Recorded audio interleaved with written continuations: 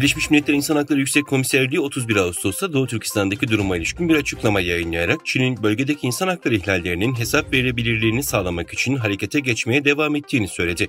Ajans France Press'in haberine göre insan hakları örgütleri Birleşmiş Milletler İnsan Hakları Yüksek Komiserliği'ni 31 Ağustos 2022'de yayınlanan Uygurların durumuna ilişkin Sincan raporunun ardından bir yıl geçmesine rağmen herhangi bir adım atmamakla suçlamıştı.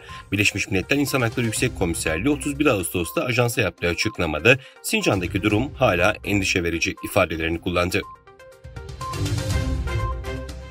İngiltere'nin başkenti Londra'da küresel liderlerle düzenlenen uluslararası toplantıda Uygurların karşı karşıya kaldığı baskı ve trajedilerin çeşitli biçimleri katılımcıların dikkatini çekti. Bu toplantıda insan ticaretiyle bağlantılı olarak zorla çalıştırma veya köle çalıştırma konusu ele alındı. Uygurların karşı karşıya olduğu soykırım ve zorla çalıştırmanın yanı sıra Çin'in Uygurlara karşı uyguladığı soykırımın durdurulmasına yönelik öneriler de sunuldu. Uygur Hareketi İcra Direktörü Ruşen Abbas, 30 Ağustos'ta Londra'daki Westminster Hall'de düzenlenen insan ticareti konusunda 2023 1. Küresel Liderler Konferansı'na katıldı. Konferansta Uygurların karşı karşıya kaldığı soykırım ve uluslararası hukuka göre korunmaları konusunda özel bir rapor sunuldu. Meta, Facebook ve Instagram'da organize bir şekilde Çin propagandası yaptığını tespit ettiği binlerce hesaplık bir sahte hesap ağını çökertti. Meta toplamda 7704 Facebook hesabını, 954 Facebook sayfasını, 15 Facebook grubunu ve 15 Instagram hesabını sildi. Bu da Facebook'un tarihindeki en büyük temizlik operasyonlarından birinin gerçekleştiğini gösteriyor.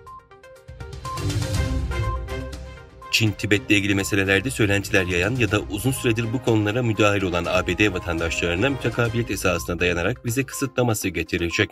ABD'nin Tibet'te zorla asimilasyon faaliyetlerinde rol aldıkları iddiasıyla bazı Çinli yetkililere vize kısıtlaması getirdiği bildirilmişti. Çin Dışişleri Bakanlığı Sözcüsü Wang Wenbin, Perşembe günü düzenlediği günlük basın briefinginde konuya ilişkin açıklama yaptı. İngiliz Parlamentosu Dışişleri Bakanı bu hafta Çin'e yapacağı ziyaret öncesinde Tayvan'ı ilk kez resmi bir belgede bağımsız ülke olarak tanımladı. Tayvan, İngiltere'ye teşekkür ederken Çin tepki gösterdi. İngiliz Parlamentosu, Çin Birleşik Krallık ilişkilerini etkileyecek bir karar aldı. Avam Kamerası'nın Dış İlişkiler Komitesi tarafından dün yayımlanan raporda Tayvan ilk kez bağımsız ülke olarak tanımlandı. New York Belediye Başkanı birkaç gün önce yayınladığı bir kararın ardından New York'taki camilerde ilk kez cuma namazı hoparlörlerden okundu. Aynı zamanda Maryland'ın Baltimore kentindeki Müslüman topluluğun düzinelerce üyesi New York'taki ezan çağrısını kutlamak ve camilerinde benzer bir karar talep etmek için belediye binasının avlusunda cuma namazı kıldı.